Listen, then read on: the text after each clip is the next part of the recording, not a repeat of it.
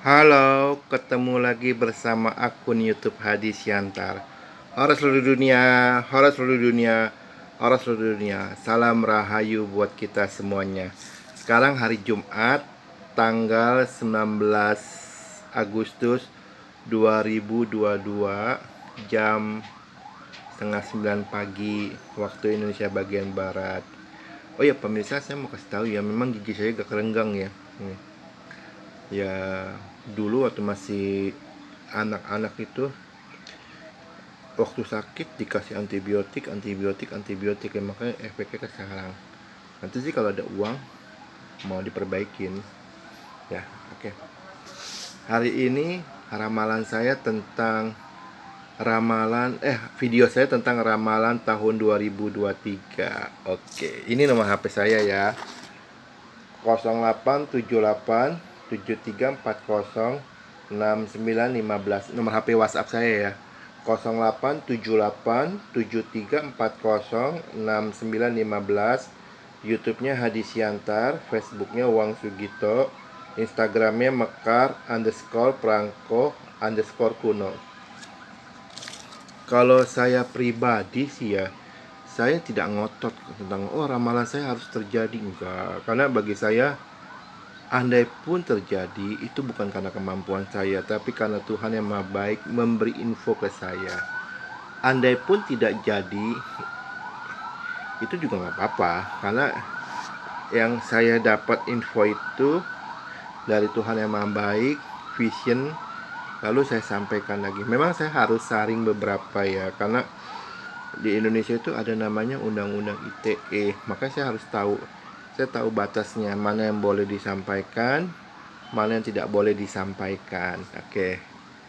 Kalau Anda mau tahu tentang ramalan, sebenarnya saya punya satu keinginan ya. Saya ingin ada sponsor mensponsori. Saya mau buat satu buku ya, ramalan sampai 300 tahun ke depannya. Dan sponsor itu beli putus ya. Beli putus, jadi resikonya pasti ada. Kalau bisa kata bukunya itu nggak bestseller, ya resiko ruginya ke sponsor. Tapi kalau bisa kata ternyata buku itu bestseller, banyak yang beli, laris manis, ya itu keuntungan buat sponsor gitu. Saya sebenarnya mau ingin membuat sebuah buku ramalan sampai 300 tahun ke depan, tapi saya lagi menunggu sponsornya. Ada nggak yang mau sponsorin saya? Oke. Ini ramalan tahun 2023. Sekarang baru Agustus 2022, berarti masih ada sekitar 6 bulan ya. Januari, Februari, Maret, April, Mei, Juni, Juli, Agustus, September, Oktober, November, Desember. 4 bulan lagi lah. Sekarang kan bulan Agustus kan. Jadi ramalan tahun 2023 itu ada sambungannya dari ramalan tahun 2022. Ramalan 2022 kan saya bilang kan angka perselingkuhan meningkat secara tajam, dan itu terbukti. Bahkan ada kasusnya polisi tembak polisi itu kan, ada katanya sih, kononnya basicnya dari kasus kayak gitu. Ya saya nggak tahu bener atau kagak ya, saya nggak mau ikut campur. Tapi memang banyak kasus perselingkuhan yang waktu tahun 2000, akhir 2021 kan saya bilang akan ada kasus perselingkuhan, dan memang benar itu kasus perselingkuhan meningkat secara tajam. Dan itu ternyata akan berlanjut di 2023 ya. Kasus pertama, kasus perselingkuhan akan meningkat secara tajam. Kedua, oke, saya mau ramalan kedua ini agak berat ya. Saya mohon pihak YouTube tolong jangan, nggak jadilah, saya takut HP, takut akun saya di ban. Saya bikin akun kan udah lama, lu nggak. Ramalan kedua saya nggak akan kasih tahu deh, takut akun saya di ban. Ramalan kedua ini, yang itu saya hapus, nggak, saya pending dulu deh, saya ganti dengan ramalan yang lainnya. Ramalan kedua mengenai tahun 2023 adalah tahun panas dingin Indonesia. Indonesia akan mengadakan pemilihan legislatif, pemilihan calon anggota DPR daerah maupun DPR pusat, dan pemilihan presiden. Calon Pilpres itu mulai tahun 2023 itu Indonesia akan panas dingin, akan banyak manuver-manuver aneh ya. Bahkan isu-isu basi pun akan muncul lagi ya, seperti ke isu komunis, isu PKI, isu Cina, isu kafir itu akan muncul lagi tuh. Jadi sebenarnya saya sebenarnya sedih ya, karena kenapa ya? Kalau ada calon legislatif, calon anggota DPR yang memakai isu-isu basi ya, kafir, komunis, Cina, PKI, Togut, apalagi itu. Jadi ya isu-isu yang basi, saya bilang isu-isu basi kayak gitu ya. Coba, saya yakin Indonesia banyak orang kaya, saya yakin itu, tapi tidak semua orang kaya bisa jadi calon anggota DPR. Karena kenapa? Untuk jadi calon anggota DPR itu mesti ada program. Sekali lagi mesti ada program. Bukannya cuma isu-isu basi yang Anda lemparkan, kayak misal PKI, komunis, Cina, kafir, Togut. Jadi itu isu-isu bau busuk buat saya. Dan itu terjadi tahun 2023, mulai ada isu-isu itu lagi, mulai diangkat oleh anggota-anggota calon anggota DPR daerah maupun daerah DPR pusat, calon anggota ya, yang tidak ada program. Uangnya ada, basic dukungannya ada, tapi dia nggak punya program.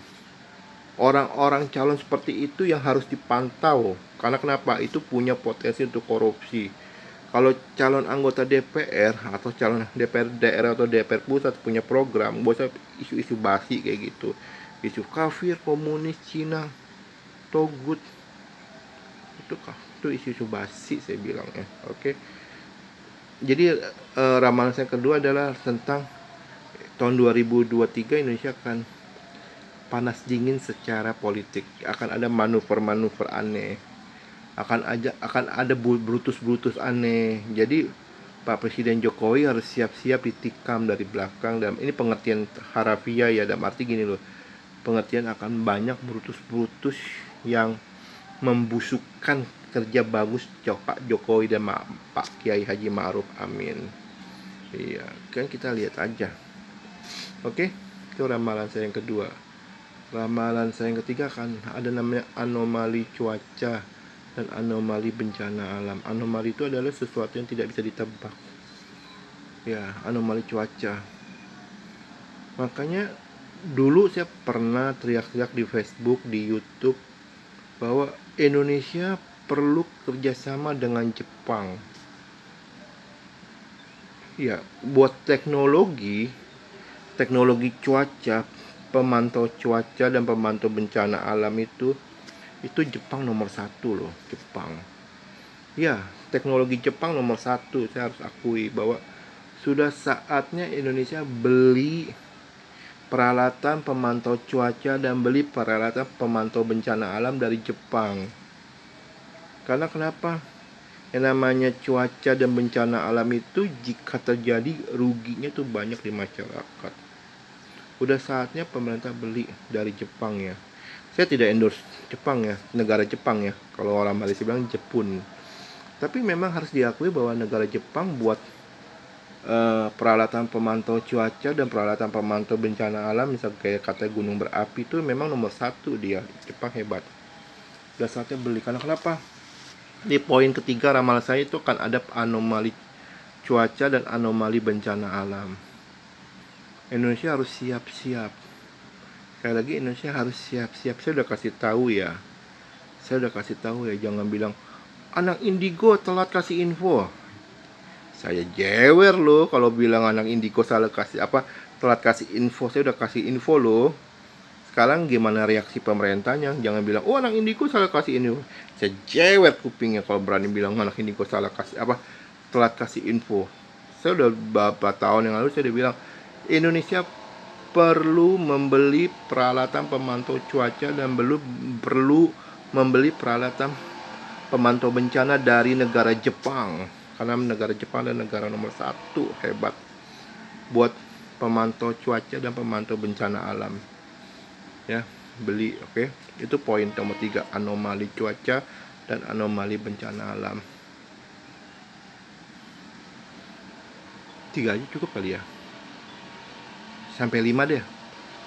Yang keempat itu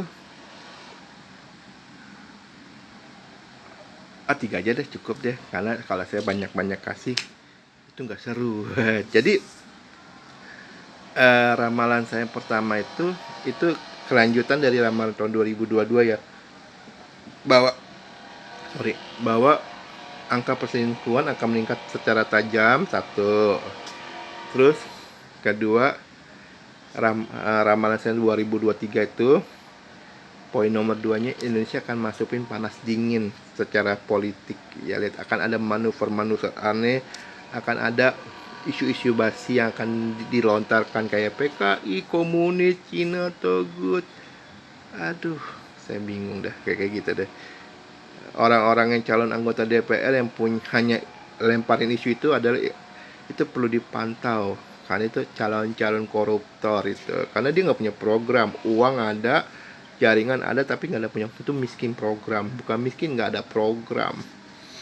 Oke, itu poin nomor 2 ya. Poin nomor 3, Indonesia akan ada anomali cuaca. Anomali itu ada tidak menentu ya, dan anomali bencana alam. Makanya solusinya Indonesia wajib beli peralatan pemantau cuaca dan peralatan pemantau bencana alam dari negara Jepang. Oh ya, poin nomor 3 saya tambah.